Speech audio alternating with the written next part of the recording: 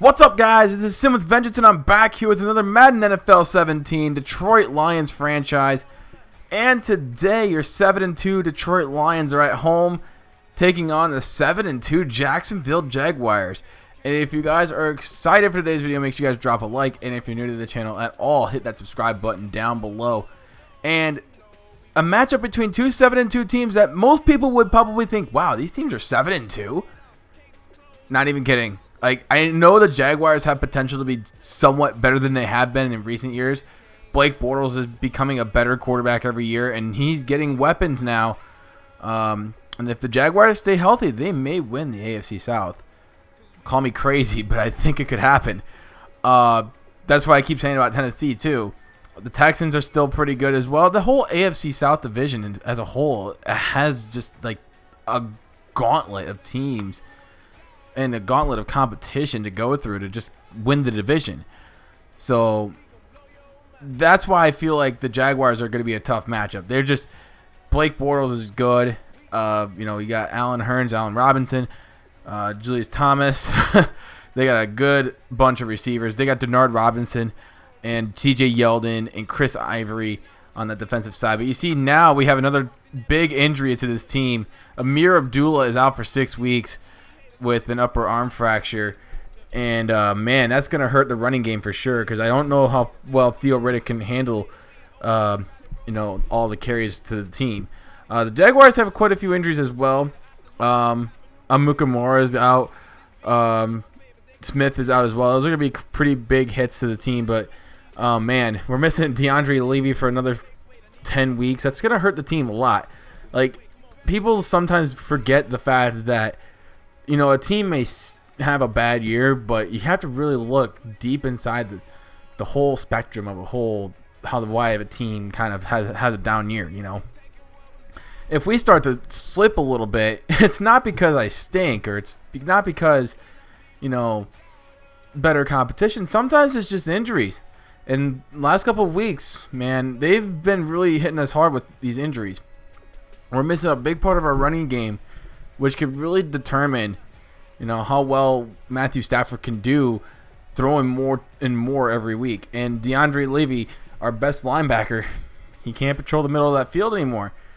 So we have a few guys in there that are not as good as Levy or not as good as Amir Abdullah, and it's going to be rough for the next few weeks. Probably till week 17, probably. But you take a look at some standings here. Seattle has now taken the reins as the best team in the NFL. And you saw even the Patriots have lost 4 in a row. Like, whoa, man. Luckily, they're playing the Niners. But we're underway here at Ford Field as we are ready to take on the AFC South leaders, the Jacksonville Jaguars. We are trying to maintain top of the NFC North. The Packers have kept on pace with us. With a win, we can stay on top. If we lose, well, we might as well just fall back to second place. But it's almost like we've clinched second place already. You took a look at the NFC North standings, and both Minnesota and Chicago have been playing absolutely terrible this year. And you see right here, the Jaguars are getting ready to set it off to kick as we are going to get underway here from Ford Field. And hopefully we can come out with a win. The kick is up, and your boy Golden Tate is going to take this one from about 2 yards deep into the end zone.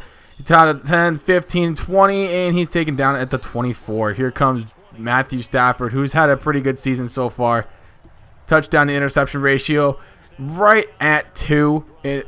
No, just a little under 2. Actually, no, it's actually at 2. 18 touchdowns, 9 interceptions, 73.8% completion percentage. He's actually had a really good season. Can he have a good game, though, against the Jaguars? The Jaguars have a pretty good defense.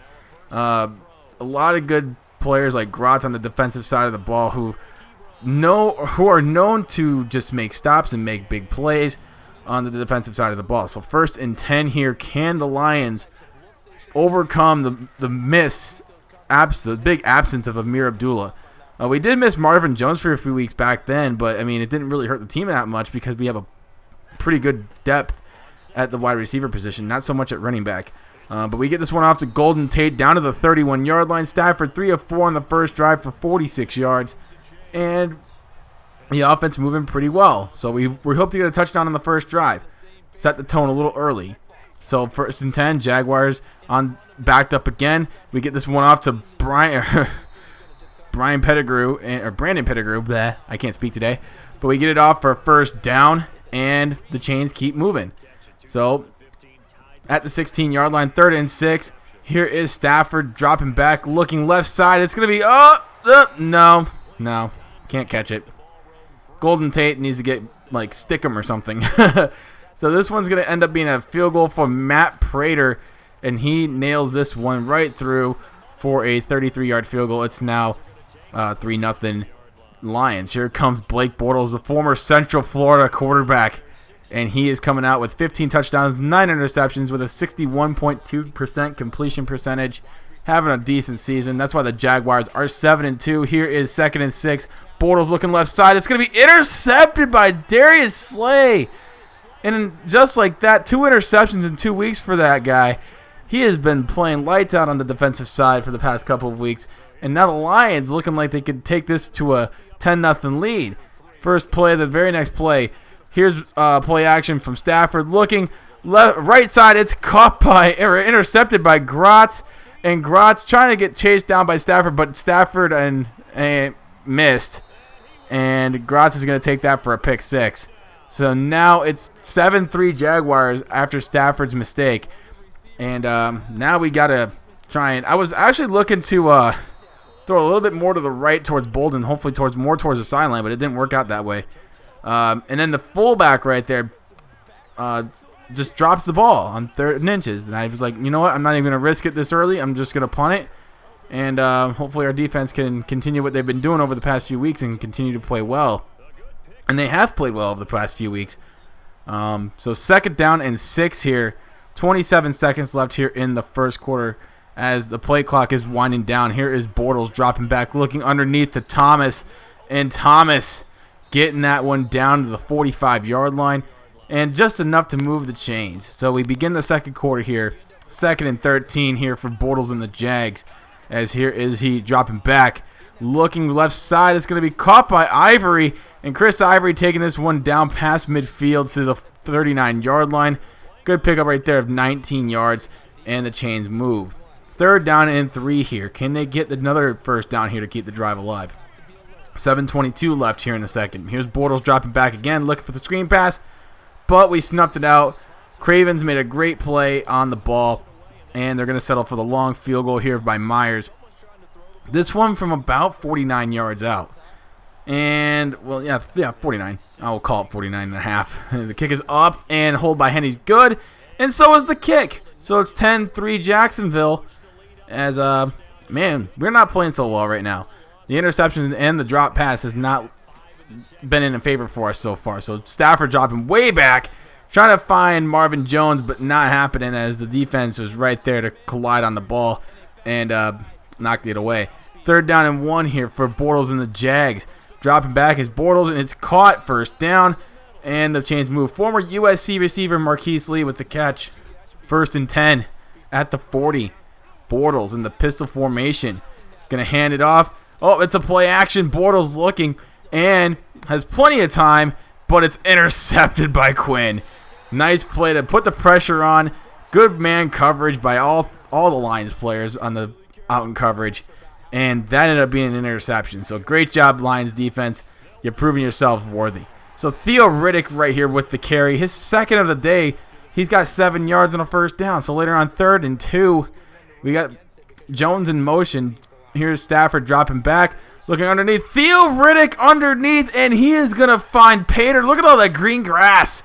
Touchdown, Lions. Wow, look at that. Where's Theo Riddick going? He's like, I'm gonna do a Bo Jackson real quick and just run into the everything. So it's 10-10 now as we're nearing halftime. And let's see if the Lions can get the ball back before halftime and try and get ourselves a lead. So Bortles dropping back, looking, gets this one off to Allen Robinson, 1st down. Jacksonville Jaguars, 2nd down and 3 here. 1 minute to go here. Bortles changing the play. Drops back, looking underneath, and it's Thomas again with another catch. Another short, dinky pass, but it's working for him. Hey, whatever gets the job done, I suppose. I mean, if my defense can't stop it, then, I mean, I'm not doing my job. So Bortles steps up, fires again to Chris Ivory. Ivory tries to make a guy miss, but the defense was right there. But he still gets the first down out of it. So, yeah, it's just not that kind of day. It's not that kind of drive for us. Usually we don't do well in the 2-minute drills. We need to improve on that for next year if we want to be successful. So here's 2nd and 10. Bortles looking over the middle to Allen Hurns. Allen Hurns down to the 9. Later on, 1st and goal. Bortles looking to the end zone. Caught by Allen Robinson. Touchdown, Jags. It's now 16-10. Well, why did I say 16? Well, I mean, there is the extra point, and we have blocked quite a few this season. So, yeah, spoiler alert, block! Blocked him like he blocks people on Twitter, and he is gone. And it's now going to be 16-12 after the blocked extra point and the return. So that just makes it a little interesting, I would think, you know. So 4-point lead starting the 3rd quarter for the Jags. Bortles all alone in the shotgun. And let's see what they can do here. That was an interesting sequence right there. Touchdown, then the blocked extra point, and then the 2-point conversion for us on the other end. That's just like the craziest sequence. But the Jaguars do get a first down on that play as Darius Slay just is like, what do I have to do to get these guys in order here? Because right now we're not playing so great. Bortles drops back again, has plenty of time. He's being chased down by Nagata, and he gets it off to TJ Yeldon. Yeldon makes a couple of guys miss, and he gets out of bounds at the 42, but not enough for the first down. TJ Yeldon, man, former Alabama back. 3rd down and 4 here. Here's Stafford dropping back, scrambling to his right, trying to find something. Going to take off running, and he can't quite get the first down. So you know what? Stafford says, you know what? I feel cheated. Let's just go for it and QB sneak it. And he does get it. Thank God. But it was kind of risk it for the biscuit. But you know what? When it's inches, I felt like I had to go for it with the QB sneak. We got it, and it paid off. So we get it over the middle. Oh, Ebron's not going to try and make a play on it. And it's going to be 4th down. This time we have to punt the ball away. And Jaguars get the ball back with about a minute and a half to go here in the 3rd quarter. And let's see if we can make another stop. Bortles in his end zone now. Steps up, gets out of his end zone. We do get the stop there. Cravens makes the tackle right at the 9-yard line. So we got to give ourselves a chance here. We got to get on the board here, right? Beginning of the 4th quarter, Stafford fumbles the football. Luckily, we were able to recover. But, man, Stafford has had a couple of fumbles today, and it's really cost his team the chances he needs to try and get himself back in the ball game. When you got a quarterback that's coughing the ball up like that, it's kind of hard to, get somewhere. Ivory's having himself a decent game, I suppose. 14 carries, 56 yards, averaging 4 yards a carry so far. But there's still plenty of football left. Still 3 minutes to go here. Play action from Bortles.